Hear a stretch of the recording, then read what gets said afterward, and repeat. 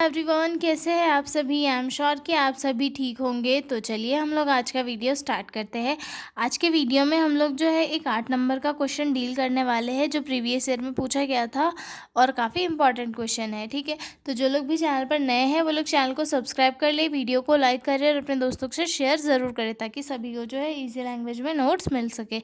तो चलिए हम लोग जल्दी से स्टार्ट करते हैं। ठीक है, क्वेश्चन है describe the criteria for selection of assessment techniques and method. यानी कि इस क्वेश्चन में ये पूछा गया है कि जो भी सिलेक्शन टेक्निक्स है फिर मेथड हम लोग किसी को असेस करने में यूज़ करते हैं उनका क्या क्या क्राइटेरिया होने चाहिए। यानी कि जो मेथड को यूज़ किया जाता है उनका भी क्राइटेरिया होना चाहिए कि मेथड कैसी होना चाहिए, किस टाइप की होना चाहिए, किन बच्चों में कौन सी मेथड यूज़ की जानी है। ठीक है, तो ये वाला जो है हम इस वीडियो में डील करेंगे। ठीक है, और अगर पीडीएफ नोट्स चाहिए हो तो मेरा जो डिस्क्रिप्शन में मेल दिया हुआ है उस पर आप कांटेक्ट कर सकते हो। ठीक है, criteria for selection of assessment techniques and method. When teachers और educators select assessment techniques they should consider the following important point. मतलब टीचर्स और जो एजुकेटर्स है वो जब सिलेक्शन टेक्निक का सिलेक्शन करते हैं तो उन्हें कुछ पॉइंट्स है उन्हें अच्छे से याद रखना चाहिए, जिसमें आता है फर्स्ट आता है पर्पस ऑफ असेसमेंट। ठीक है, यानी कि जो असेसमेंट आप कर रहे हो उसका पर्पस क्या है। ठीक है, तो उस पर्पस के बेसिस पे ही वो मेथड को चूज़ कर सकते हैं कि वो किस मेथड से ये करेंगे। ठीक है, choose a method that matches the reason for assessment.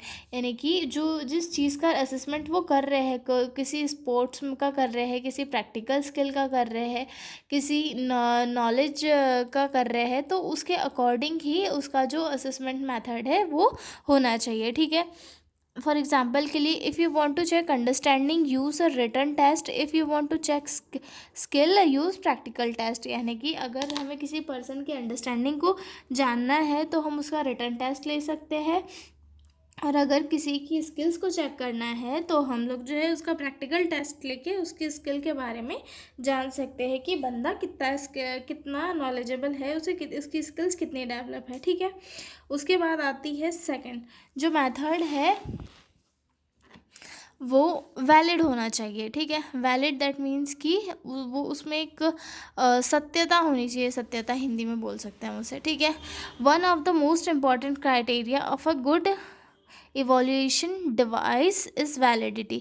यानी कि जो भी मेथड से हम किसी पर्टिकुलर पर्सन का असेसमेंट कर रहे हैं वो वैलिड होनी चाहिए। ठीक है, this method should be truly assess what is mean to assess. यानी कि जो मेथड है वो पर्टिकुलर उसी चीज़ को असेस करना चाहिए जो हम असेस करना चाहते हैं। ठीक है, फॉर एग्जाम्पल के लिए if the goal is to check writing skill the test must be focus on writing not speaking. मतलब कि अगर हम किसी बंदे का जो है राइटिंग स्किल चेक करना चाह रहे हैं तो हमें जो है सिर्फ उस पर फोकस करना चाहिए कि उसकी राइटिंग स्किल कैसी है।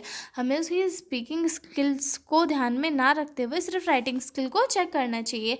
मतलब एक जो वैलिड मेथड होती है वो यूज़ करना चाहिए। ठीक है, उसके बाद जो अगला आती है हमारी method reliability. Reliability that means विश्वसनीयता। यानी कि वो एक विश्वास पात्र मेथड होनी चाहिए। ठीक है, the method should give consistent result every time it used. यानी कि हर बार में जब हम आंसर चेक करें तो आंसर वही आना चाहिए। जैसे कि बार बार जो है उसका क्वेश्चन बदलना, क्वेश्चन आंसर जो है बदलना नहीं चाहिए। ठीक है, two different teacher should get similar result if they assess the same answer sheet. मतलब जो मेथड होनी चाहिए वो सेम होना चाहिए और आंसर भी उसके थ्रू जो सेम निकलना चाहिए। फॉर एग्जांपल के लिए अगर हमने किसी बच्चे को ऑब्जेक्टिव टेस्ट दिया, उसमें 4 ऑप्शन थे तो उसका ऑप्शन एक ही सही निकलेगा, चाहे फिर वो एक टीचर चेक करे चाहे फिर वो 10 टीचर चेक करे, उसका आंसर जो है एक ही आएगा।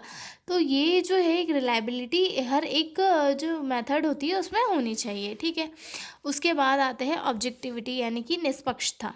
ठीक है, assessment method should B free from personal bias.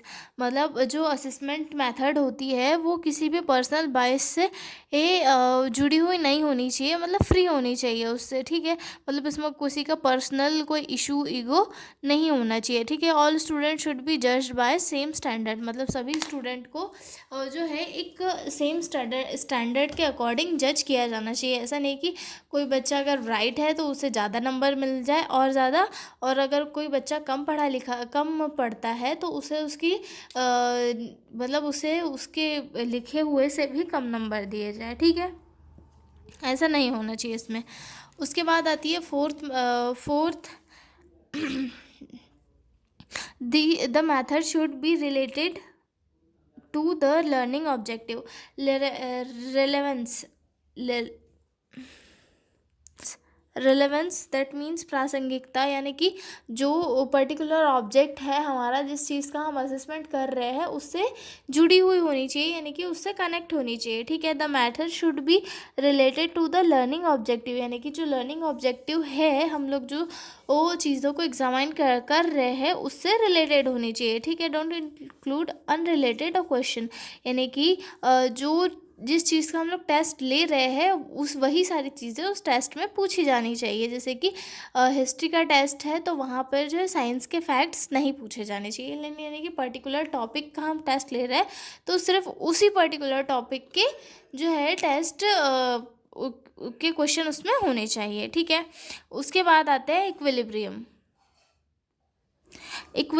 The assessment should be cover all part of the syllabus equally, यानी कि जो असेसमेंट होता है उसने सिलेबस के सारे पार्ट को इक्वली कवर करना चाहिए, कि यानी कि जो भी सिलेबस में पर्टिकुलर टॉपिक दिया हुआ है सारे टॉपिक को बराबर से उसने कवर करना चाहिए, ठीक है। ऐसे नहीं कि सिर्फ एक टॉपिक से बहुत सारे क्वेश्चन ले लिए, ठीक है। Don't focus too much on one topic, यानी कि एक पर्टिकुलर टॉपिक पे ज़्यादा फोकस नहीं करना चाहिए, सारे सिलेबस से प्रॉपर क्वेश्चन आने चाहिए, ठीक है। उसके बाद आते हैं डिस्क्रिमिनेशन यानी कि भेदभाव, यानी कि a good test should be differentiate between strong and weak student. It should be challenge bright student and still doable for all, यानी कि एक जो मेथड होती है क्वेश्चन पूछने की, उसने हर एक बच्चे को चैलेंज करना चाहिए। जैसे कि ब्राइट स्टूडेंट है उनके लिए भी वो वैसा ही रहना चाहिए, और जो कमज़ोर स्टूडेंट है उनके लिए भी।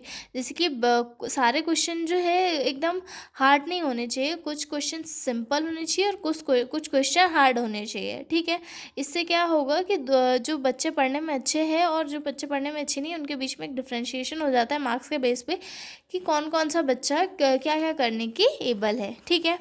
उसके बाद आते हैं, अगला पॉइंट आता है स्पेसिफिसिटी, यानी कि जो पर्टिकुलर अगर हम किसी की स्किल को चेक कर रहे हैं तो उस जो मेथड होती है या फिर उस जो क्वेश्चन होता है उसमें पर्टिकुलर स्किल के बारे में ही पूछा जाना चाहिए, ठीक है।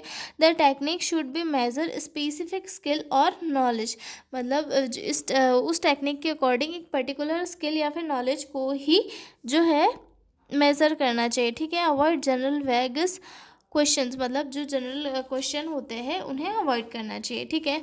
इक्विटी दैट मीन्स कि बराबर, ठीक है। The assessment should be fair for all learners regardless of background, language और एबिलिटी, मतलब जो असेसमेंट होता है वो हर एक लर्नर के लिए सेम होना चाहिए। ऐसा नहीं कि अगर कोई बड़े फैमिली से है उसके लिए हम इजी क्वेश्चन रख दें, या फिर उसकी लैंग्वेज अलग है तो हम उसे दूसरी लैंग्वेज का दे दें, तो ऐसा नहीं होना चाहिए।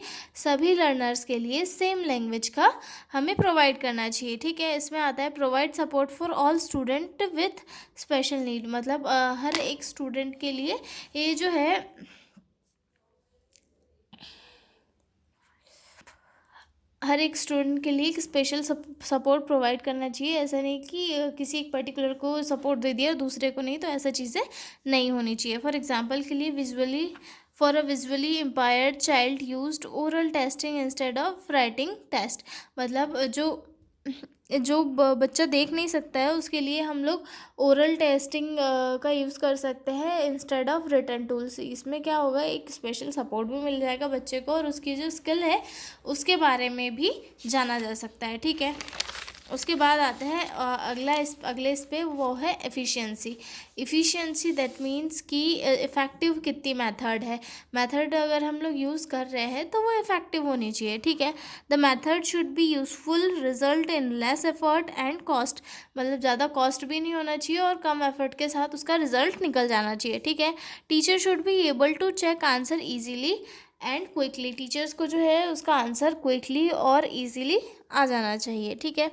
उसके बाद आती है उसकी लेंथ।